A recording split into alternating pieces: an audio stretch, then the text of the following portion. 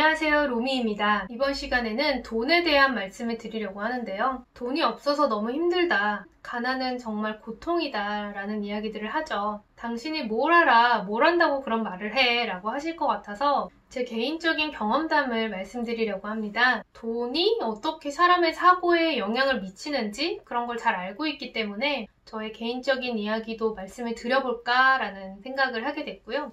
일단 돈이 없다 있다의 기준이 정해져 있지는 않으니까 IMF 때부터 힘들었는데 초등학생 때였는데 다니던 학원도 다 끊고 그렇게 풍족하지는 않았어요. 예를 들어서 저희 식구가 5인데 늘 먹을 게 좀 부족했어. 그래서 식사를 항상 5명이 다 같이 있을 때 했어요. 그 이유는 따로따로 차리면 반찬을 더 먹으니까. 그리고 늘 반찬이 부족했어요. 근데 다른 식구들은 그렇게 식탐이 있거나 많이 먹고 싶어 하질 않는데 저는 좀 식탐이 있는 편이에요. 맛있는 거 먹는 거 굉장히 좋아해서 먹는데 양은 적지? 나는 고기를 먹고 싶은데 찌개를 아무리 드셔도 고기는 없지? 그래서 되게 많이 혼났었어요. 야, 너는 찌개에서 낚시질 하냐? 이러면서 아빠가 혼냈었어.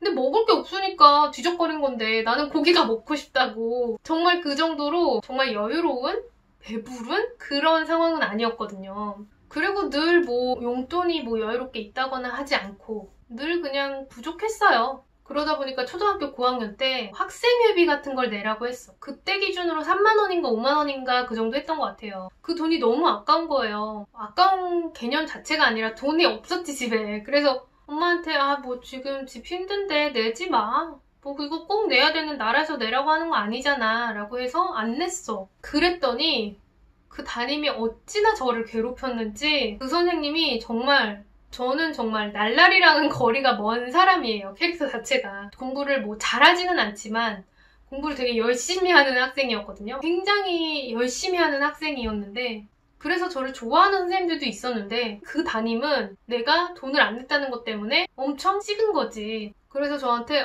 날라리라고 막 비난을 하고 학생들한테도 너네는 분무기다. 먹은 거 내뱉기만 하지 뭘 하는 게 있냐. 정말 그런 막말을 하던 교사였어요. 그러면서 특히 한 학생을 굉장히 예뻐했거든요. 특별히 왜 그럴까 했는데 시간이 지나고 생각해보면 아마 그 엄마는 촌지를 줬겠구나 라는 추측이 들더라고요. 그렇게 학교 다니면서도 굉장히 그 돈이 없는 것 때문에 스트레스를 받았죠. 근데 학교 다니는데 내가 돈이 없다고 그것 때문에 그래야 돼? 라는 마인드가 있었고 돈이 좀 적다는 이유로 차별을 당하고 불편한 상황이 오고 그런 게 굉장히 많더라고요. 그건 정말 아닌 것 같은 게 성인이 되기 전까지는 돈이 없는 게 내 탓이 아니잖아요.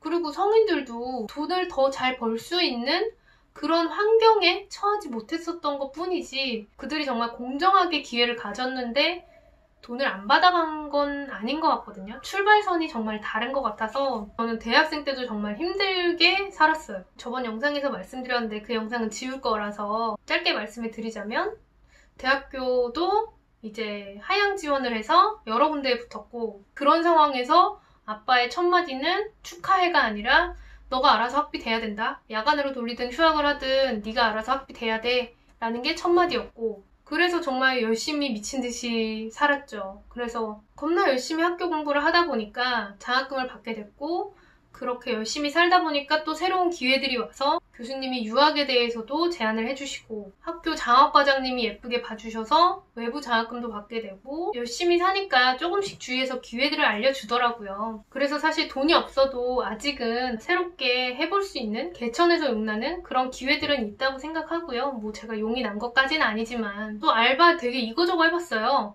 PC방 알바도 해봤고 백화점에서 판매직, 신발 팔고 핸드백 팔고 양산 팔고 그런 거 했었고 인형탈 쓰고 하는 알바도 해봤고 정말 여름에 땀을 삐질삐질 흘리면서 했죠.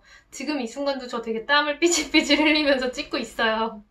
에어컨이 이 방에는 없는데 되게 더운데 땀 흘리면서 찍고 있어요, 나름. 명예기자 하면서 글 써서 기사료 받는 그런 것도 하고 학교 근로도 하고 엑스트라 아르바이트도 했어요. 근데 정말 한겨울에 정말 추운데 엑스트라 하느라 그 기다리는 시간이 많잖아요. 근데 그 버스에 히터를 안 틀어주는 거야. 오밤중이었거든요. 근데 그 오밤중에 이렇게 졸다가 너무 추워가지고 막 소스라치게 놀라면서 깼던 그런 경험이 있어요. 근데 엑스트라 알바를 뭐 오래 하진 않았는데 그거를 경험을 살려서 기사를 쓰려고 해봤던 건데 정말 그 노동 대비 받는 돈이 너무 적더라고요. 그때 밤에 늦게 촬영을 했던 게 김희철 씨가 나오는 거여서 제가 이렇게 김희철 씨랑 안녕하세요 이런 마주보고 인사하는 그런 역할을 했던 것 같아요. 그리고 엑스트라 알바 처음 갔는데 저한테 대사를 시키더라고요.